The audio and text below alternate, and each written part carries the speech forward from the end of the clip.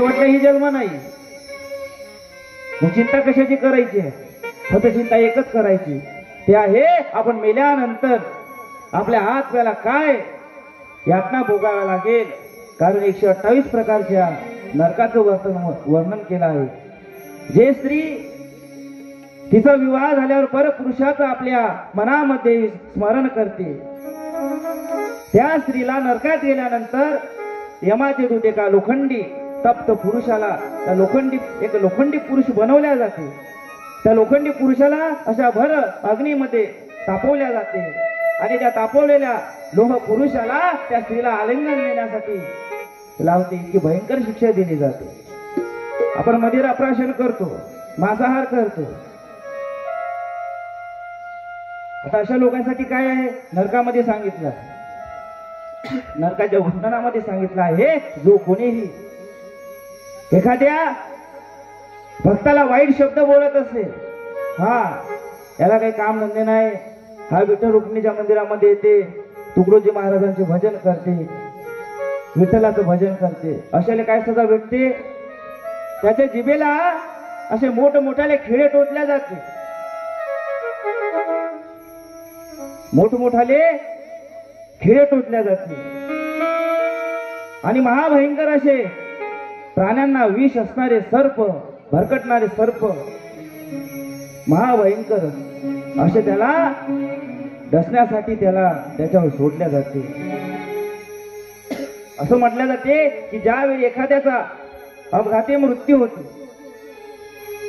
एखाद्याचा ऍक्सिडेंट झाला, एखाद्याने पॉइझन घेतलं, फाशी घेतली, अशा आत्म्याला कधीही मुक्ती प्राप्त होत नाही. हे गरुड पुराण सांगत आहे.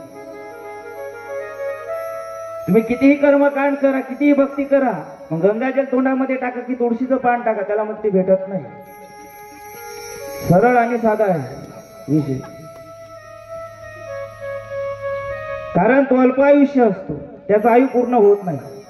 जोपर्यंत त्याचं आयु पूर्ण होत नाही तोपर्यंत या मृत्यूलोकामध्ये तो भरकट राहतो. कधी चांडाळाच्या रूपामध्ये, कधी पिशाचाच्या रूपामध्ये, कधी ह्या झाडावर, कधी त्या झाडावर. मग काय तसं जगून फायदा नाही का? आयुष्य थोडं जगलं पाहिजे.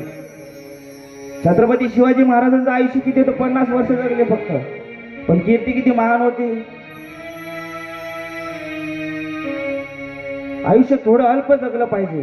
अकल्प अकल्प आयुष्य पावे तया गुणा, अकल्प आयुष्य पावे तया गुणा, अकल्प आयुष्य पावे तया गुणा, माझ्या सकळा अरे दादा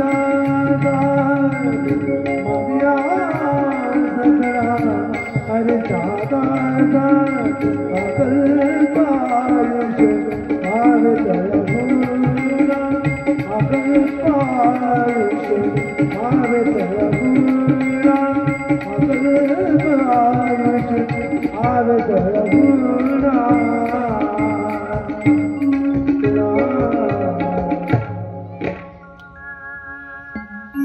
मृत्यू हा प्रत्येकाला, कथाकाराचाही मृत्यू आहे, कथा श्रवण करणाऱ्याचाही मृत्यू आहे, संन्यासाचाही मृत्यू आहे, धर्माचा प्रचार करणाऱ्याचाही मृत्यू आहे. पण आपला मृत्यू कसा झाला पाहिजे? सहज, चालता बोलता. नाहीतर बाजीवर पडायचं आणि वर्ष झुरत मारायचं. मग सुनही खायला देत नाही, पोरगाही खायला देत नाही, मग तडपडत राहतो. काय आहे ते? नरक यातना नाही तर काय आहे? मृत्यू हा सहज झाला पाहिजे, चालता बोलता. अरे आता माझ्यासोबत बोलत होता, सहज निघून गेला. आज वास्तविक परिस्थिती आहे, अनेक तरुण कमी वयामध्ये आत्महत्या करत आहेत. आता सकाळी माझ्या गावात मला कॉल आला, महाराज, माझ्या एका मित्राचा कॉल आला, महाराज आपला जो मित्र होता ना, माझा बॅचचा होता, त्यानं फाशी लावून घेतली स्वतःची. काय परिस्थिती आली आज समाजावर नाही का? मागं न्यूजवर दाखवतो तर तुकाराम महाराजांच्या वंशजांनी फाशी घेतली.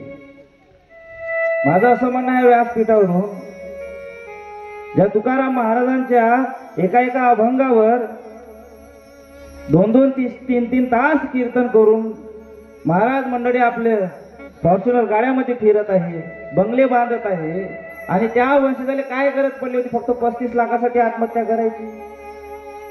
कायचा वंश असतो? तुकाराम महाराजांनी संपूर्ण आपली धन संपत्ती त्या समाजासाठी अर्पण केली आणि तो वंशज काय करताय? पैशासाठी आत्महत्या करू राहिला. मग काय त्याने देव ओळखला? काय त्याने देवाची भक्ती केली? काहीच नाही. मग ते दिगावी भक्ती करून काय फायदा आहे? कीर्तन करून काय फायदा आहे? आपण जगाला ज्ञान सांगत फिरतो, पण जसं दिव्याखाली अंधार आहे तसं आपल्या खाली अंधार आहे. ज्यानं आपल्या मनाला काबू केलं नाही, ज्यानं आपल्या इंद्रियाला काबू केलं नाही, आपल्या बुद्धीला काबू केलं नाही, मग ते काय फायदा? आज अनेक तरुण मंडळी 20 वर्षामध्ये, 16 वर्षाचं असताना, 25 वर्षाचं असताना आत्महत्या करत आहे. कुठे कमी पडत आहे? आपल्या मुलांचं आयुष्य कुठं कमी पडत आहे? त्यांना जे ज्ञान हवं ते मिळत आहे का नाही? याच्यासाठी त्यांचा हात पकडून आपण या कथा मंडपामध्ये आणले पाहिजे. गीतेमध्ये, श्रीमद भागवतामध्ये कसं मरायचं हे सांगितलं आहे. गीता काय शिकवते की मरता क्षणी सुद्धा आपण आपलं कार्य कसे केले पाहिजे. कर्म संन्यास योग, ज्ञान योग, भक्ती योग. जोपर्यंत या गोष्टी आमच्या लेकरांना माहित होत नाही तोपर्यंत त्यांचं जीवनही सोयीस्कर करू शकत नाही. तुम्ही उत्तम त्यांना उपभोगाच्या वस्तू पुरवू शकता, चांगल्या महागड्या कॉलेजमध्ये शिकण्यासाठी त्यांना पाठवता, पण ते शिक्षण फक्त पैसे कमवण्यासाठी आहे. पण जीवनामध्ये ज्यावेळी दुःख येईल त्या दुःखामध्ये स्वतःला कसे सावरायचे, दोन्ही घ्यायची ना आत्महत्या करायचं का नाही, हे जीवन आहे का? मग काय फायदा? ज्यावेळी अर्जुन रथावर, भगवान कृष्णाच्या हातामध्ये अर्जुनाच्या रथाची दोरी आहे. अर्जुनांनी युद्धभूमीवर पहिल्या दिवशी पाहिलं की माझ्या समोर भीष्म पितामह आहे, द्रोणाचार्य आहे, अश्वत्थामा आहे, माझे सर्व भाऊ बंधू, माझे गुरु वडील सर्व माझ्या समोर आहे. भगवान कृष्णाला सांगितले, अर्जुना देवा मी युद्ध करणार नाही, हे युद्ध करून मी काय करू? ह्या युद्धात मिळवलेली संपत्ती, राज्य माझ्या काय कामाची? माझ्या सोबत माझा भाऊ राहणार नाही, गुरु राहणार नाही, वडील राहणार नाही, मग ते युद्ध करून जिंकलेलं राज्य काय कामाचं? अर्जुनाने बाण खाली टाकला. कृष्ण अर्जुनाला म्हणतो, अर्जुन अरे असे कितीक तुझे भाऊ, कितीक वडील गुरु होऊन गेले, तू याचा विचार करू नको, फक्त आपल्या कर्माचा विचार कर. तसंच आपणही केलं पाहिजे. आपलं काय कर्तव्य आहे, आपलं कर्तव्य आपण नीट पार केलं पाहिजे. त्याशिवाय कृष्ण भेटू शकत नाही. 7 दिवस आपल्याला वैराग्य येते, त्यानंतर आपण पुन्हा आपल्या जीवनामध्ये जैसे ते वैसे. लक्षात घ्या, काळ आपली वाट पाहत आहे. कधी आपण त्या काळाला चान्स देऊ आणि काळ आपले पाश आपल्यावर टाकणार. घडी घडी काळ, घडी घडी काळ वाट याची पाय, घडी घडी काळ वाट याची पाय, घडी घडी काळ वाट याची पाय, घडी घडी काळ वाट याची पाय, घडी काळ वाट याची पाय, घडी काळ वाट याची पाय.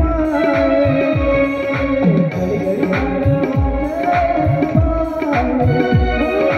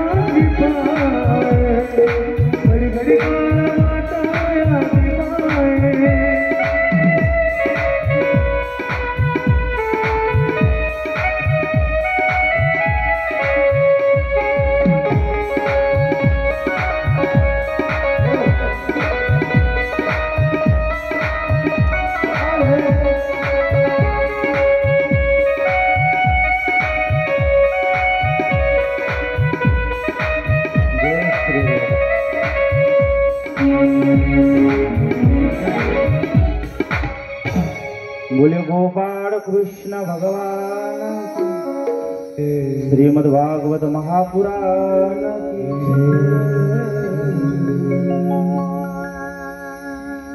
मग काळ कधी आपल्यावर घात करेल सांगता येत नाही. एक फकीर होता, तो नदीच्या किनाऱ्यावर बसलेला होता. एक फकीर होता आणि तो नदीच्या किनाऱ्यावर बसला होता. सहज एका व्यक्तीने त्या ठिकाणाहून जाता जाता विचारलं, बाबा तुम्ही या ठिकाणी बसून काय करत आहात? तुम्ही या ठिकाणी बसून काय करत आहात? त्या फकीराने उत्तर दिलं की ह्या नदीचा प्रवाह कमी झाल्यानंतर, नदीचं पाणी कमी झाल्यानंतर मी ह्या किनाऱ्यावरून त्या किनाऱ्यावर जाईल. आता त्या व्यक्तीने त्या फकीराला म्हटले, त्यांनी, बाबा तुम्ही काय बोलत आहात? तुम्ही पुरं पाणी नदीचं कमी होण्याची आणि वाहून जाण्याची वाट पाहता.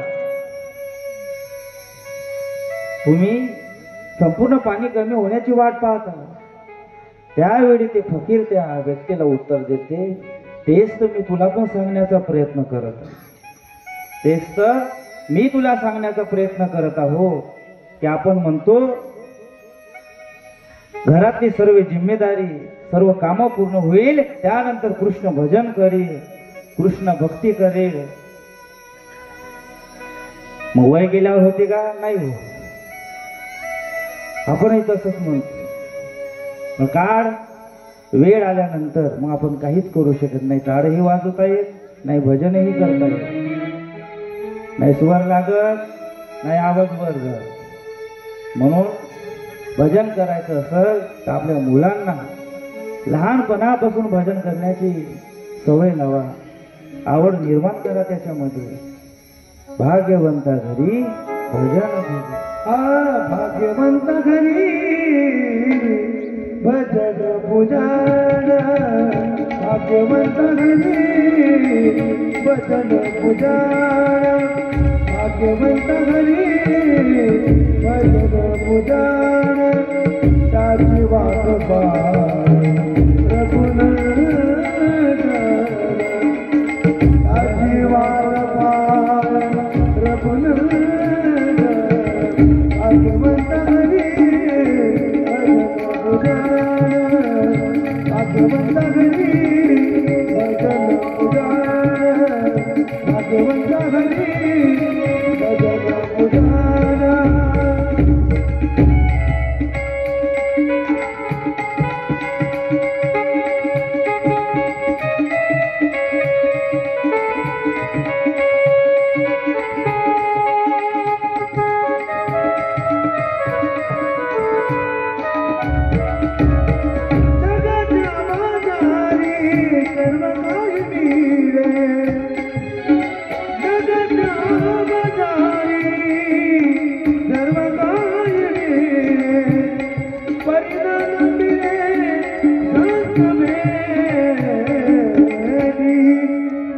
भाग्यवंत घरी भजन पूजन, भाग्यवंत घरी भजन पूजन, भजन पूजन. भाग्यवंत घरी भजन पूजन पूजन.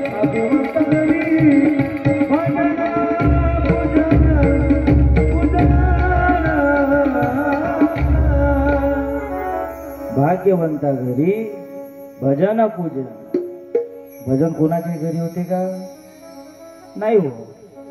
ज्याचं भाग्य आहे, ज्याचं पुण्य आहे, संचित आहे, त्याच्याच घरी भजन होते. भजन केलं नाही तर देवही मग आपल्याला काय सजा देईल सांगता येत नाही. ते आता कळत नाही, पण ज्यावेळी आपला मृत्यू जवळ येते, ज्या व्यक्तीचा मृत्यू जवळ आला, एखाद्या व्यक्तीचा 6 महिन्यामध्ये मृत्यू होत असेल तर त्याची लक्षणे त्याला आधीच दिसायला लागते. त्या व्यक्तीची पाण्यामध्ये प्रतिमा दिसत नाही. त्याला आधीच कळते की माझा मृत्यू होणार. ज्यावेळी यमाचे दूत त्याला नेण्यासाठी येते तो तडपडतो. तर त्यावेळी आपल्यापाशी पर्याय राहत नाही. मग राम म्हणा का कृष्ण म्हणा कोणी वाचवत नाही. संचित क्रियमान भोग, आपले जे भोग आहे ते आपल्याला भोगावंच लागते. त्याच्यामध्ये पर्याय नाही.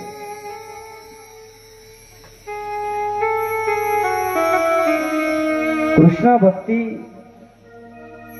तर गोकुळवासियांचं भाग्य होतं की गोपाळ कृष्ण त्यांच्या सहवासात राहिले. ज्यावेळी भगवान कृष्ण गोकुळातून निघाले त्यावेळी सर्व गौडांनी खाणं पिणं सोडून दिलं. कोणीच कोणालाच करमत नव्हतं. कृष्ण मथुरेमध्ये आल्यानंतर कंसाचा वध केला. त्यानंतर भगवान कृष्णाने अनेक लीला केल्या. उग्रसेनला त्या कंसाला मारल्यावर उग्रसेनला राजगादीवर बसवले आणि राज्याचा कारभार त्यांच्या हाती दिला. आता असेच भगवान कृष्ण एक दिवस आपल्या खोलीमध्ये बसलेले होते. त्या खोलीच्या बाहेरून उद्धव जात होते. उद्धवनं आवाज ऐकला रडण्याचा.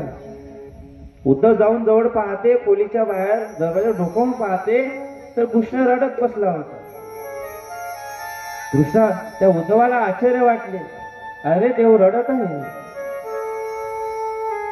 उद्धव कृष्णाच्या जवळ आला. देवा तुम्ही का बरं रडत आहात? तुम्ही ते सारे जगाचे मालक आहे. तुम्ही साऱ्या सृष्टीचे पालन करत आहे. तुम्ही लोकांना रडवत आहे, तुम्ही स्वतः रडत आहात. उद्धव आले कृष्ण म्हणते उद्धव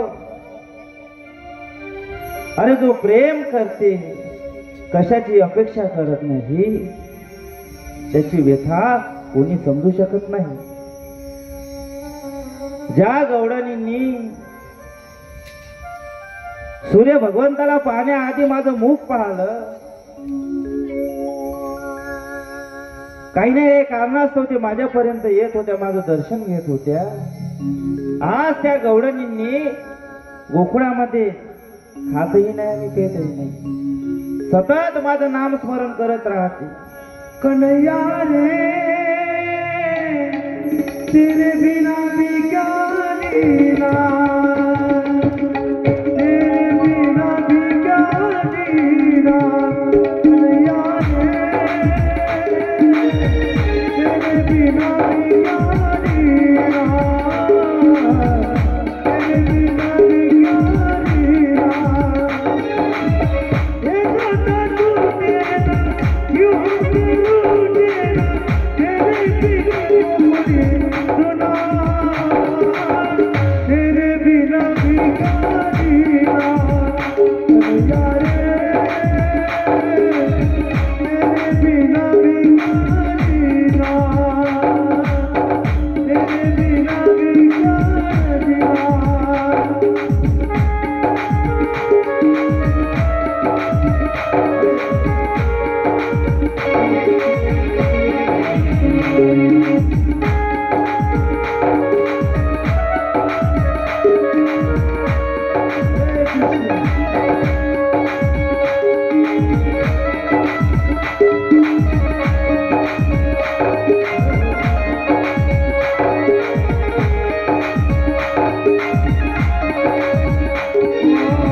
बचपन की तुझे बिसराई, बिसराई क्यों बिसराई, बिसराई क्यों बिसराई. क्यों करूं तेरा, क्यों करूं तेरा, क्यों भूलेगा तेरे बिना गोकुल सुना, तेरे बिना भी क्या जीना. कन्हैया रे तेरे बिना भी क्या जीना, तेरे बिना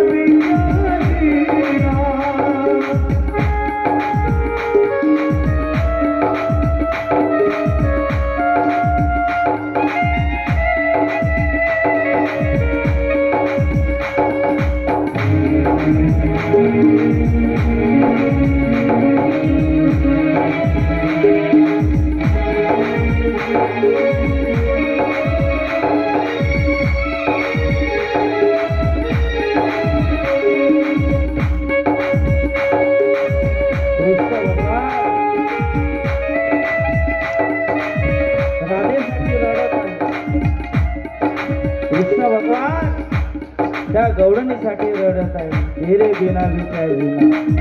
ओ वाले पुकारे गंगा बिहारे रतना निहारे गोकुल की गलियों में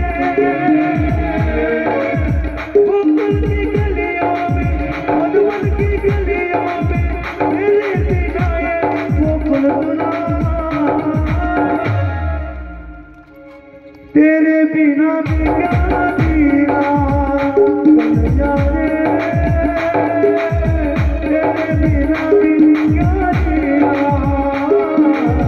तेरे बिना भी क्या जीना कन्हैया रे. तेरे बिना भी क्या जीना. तेरे बिना भी क्या जीना. कृष्णा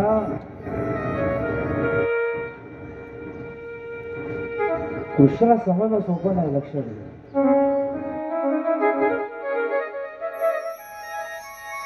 अरे जे शबरीचे उष्टे बोर भगवान प्रभू रामचंद्रानं खाल्ले. विचार करत हो देव कसा कधी स्वार्थी असू शकत नाही. कृष्णाने कधीही स्वतःचा विचार केला नाही. जे आपल्या भक्त आहे आपल्या भक्ताचाच नेहमी विचार केला आहे.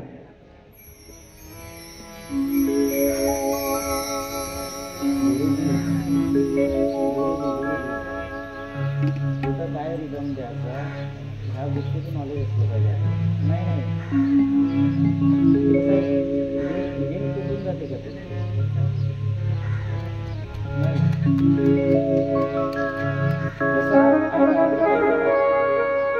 प्रसंग येतो त्या प्रसंगानुसार आपण रिदम दिला पाहिजे. हसण्याचा रिदम असला पाहिजे. नाही तू कसं ऐका पाहिजे. हसण्याचा प्रसंग असं हसलं पाहिजे. रडण्याचा प्रसंग असं रडला पाहिजे. सोडा रसापाठी जो रस आहे तो सोडा रसमध्ये ऑर्गन मध्ये दाखवा.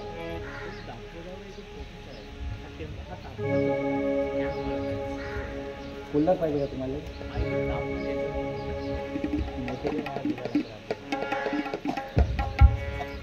बोले गोपाळ कृष्ण भगवान की. श्री कृष्ण भगवान की. कृष्ण हा राधेसाठी रडत आहे. जी राधा त्या राधेने कधीही कृष्णाशिवाय दुसऱ्या कोणाचाही विचार केला नाही. आपण सहज म्हणून जातो. एक छोटी मुलगी होती. ते लहानपणापासून गोकुळामध्ये वृंदावनामध्ये जात होती. गोकुळ अष्टमीचा दिवस आला की गोकुळामध्ये कृष्णाचं दर्शन करायला जायची. जेव्हापासून ते 5 वर्षाची होती तेव्हापासून वृंदावनला जात होती. तिचं लग्न झालं तरीही ते वृंदावनाला जात होते. लग्न झाल्यानंतर तिला लेकरं झाले तरीही वृंदावनाला जात होते. आपण भक्तीमध्ये भगवंताची इतकं रमान झालं पाहिजे की या जगामध्ये कृष्णाशिवाय आपल्याला दुसरं काहीच दिसलं पाहिजे. गौडणी ज्यावेळी महाराज झाली काही गौडणी घरामध्ये चुलीवर दूध तापवत होत्या. कोणी शृंगार करत होते. आपल्या पतीचे पाय दाबत होते. स्वयंपाक करत होते. असं म्हटलं जातं की एक गौडण घरी स्वयंपाक करता करता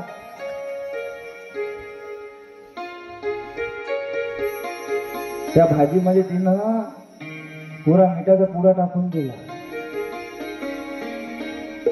एक गौडण डोळ्याला काजळ लावत होती तर आपल्या गालाला काजळ लावली. म्हणजे देहभान विसरून होते. रात दिन मैं श्याम प्यार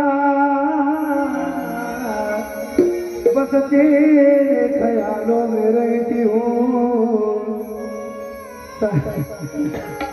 सारी दुनिया शाम शाम कहती हूँ मैं तो दीवानी बनी श्याम पिया की बनी मैं तो दीवानी बनी श्याम पिया की बनी मैं तो दीवानी बनी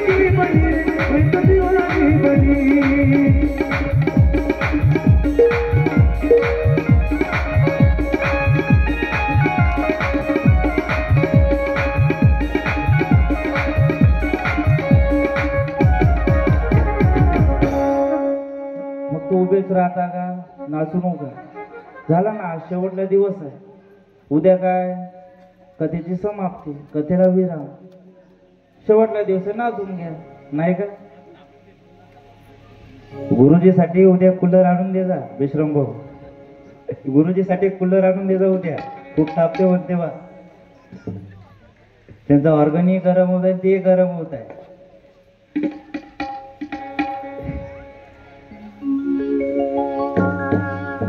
नाचणार ना आता? हो का नाही? का बसता? उत्तर द्या बरं. नाचणार ना? होतं म्हणा. सर्वांनी नाचा. ठीक आहे. हा गवळ्याची राधा गाल माझ, गवळ्याची राधा गाल माझ, गवळ्याची राधा गाल माझ.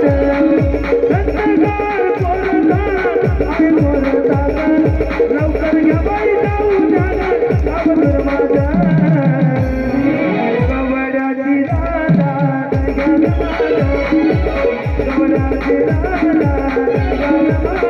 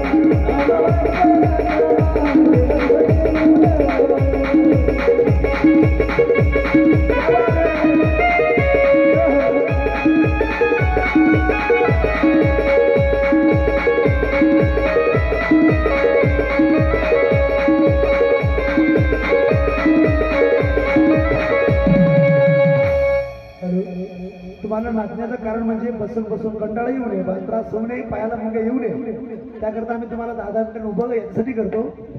कंटाळा येऊ नये बा, चित्त लागाव, मन लागाव, कधी करता म्हणून नाचायचं देवाच्या नावात. काय बाकी तुमची मर्जी आहे बा, आहे का नाही? आता 4-5 पोरी ठिका घेतलं का पोरीनं? चला बा, तुम्हाला शरीराचं वाय मिळतो थोडंसं. तिथे काय लाचण्याचं कोण माणसं आहे? इथं गावात कोणीच नाही माणसं. गावातले गायब झाले माणसं. आपण मावल्या असताय, कोण आहे तर नवीन परत डोळे ठाकून नाचत जात तुम्ही. लाज वाटते तुम्हाला? या पंढरपुराची शान, सर्वांनी नाच. या पंढरपुराची